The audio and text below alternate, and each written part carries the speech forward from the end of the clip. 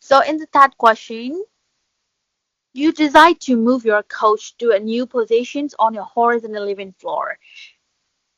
The normal force on the coach is 1 kilonewton. The normal force means the normal force is always used when the floor or something, when the floor, the median is the medians and the body is touching. In this here, the normal force is the like the inertial forces, like they are focusing on the direction of the floor, and that this is when the pucks, this attaching point, they are just always focusing on perpendicular.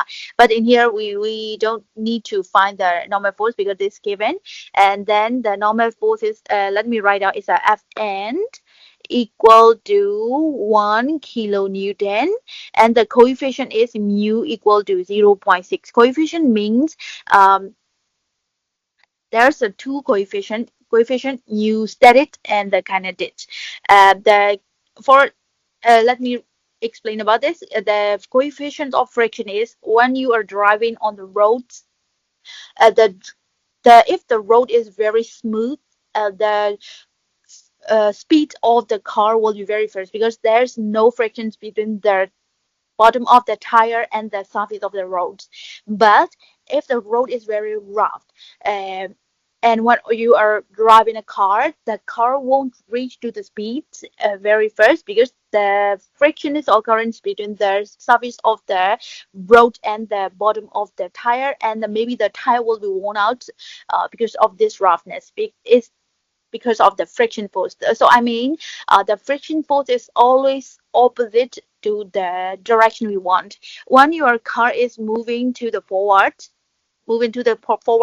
your car, and the friction is always taken back. So if the friction is always negative to the direction we want, maybe opposite direction. So in here, we can see the normal force and the coefficient of friction is 0.6. So in here, we have to know that the frictional force equal to the coefficient of the friction into multiply by the normal force. This one is the first one we have to know. So there is 0.6, normal force is 1. We can get the frictional force is 0.6 kilonewton. For the first one, question number A, you first push the coach 3 meter parallel to the wall. This one is the 3 meter parallel to the wall, and then the 1 meter perpendicular to the walls. A, the point is A to B. So the total distance we see is the total distance is how much is 3 plus 1 is 4 meter.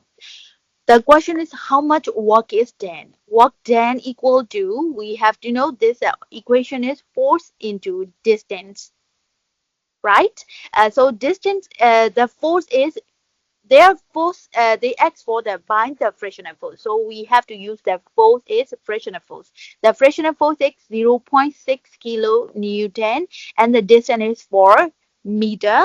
So the 0.6 is kilonewton. So we can change to the newton. So the answer is 2400 Newton meter. As a Newton meter is a joule, so the 2400 joule. This is the number one equation. The very important one is we are now focusing on the work done by the frictional force. So we have to put what is that minus in here because this is the frictional force. If the actual work done is 2400, but the friction by the frictional force is the opposite to the original force, that's why we have to put minus in here. Okay, and then for number B, uh you don't like the new position, so you move the coach straight back to the original A. This one is the original A. So what was the total work done? This is asking for the total work done against friction. So this is asking for the original work done, not for the friction. So I mean, you don't need to put the minus in here. So that is very easy.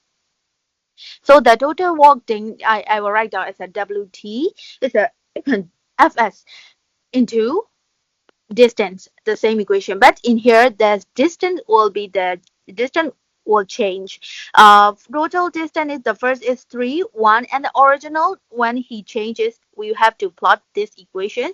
This equation is 3 squared plus 1 squared. So the is root 10, right?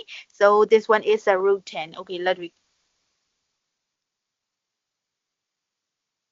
7.16 meter is the total distance. So the fractional force is the same as zero point 0.6. Now, but we don't need to put the minus in here. So it is against friction into distance is 7.16. 4.297 joule. No, 4.297 kilonewton meter. So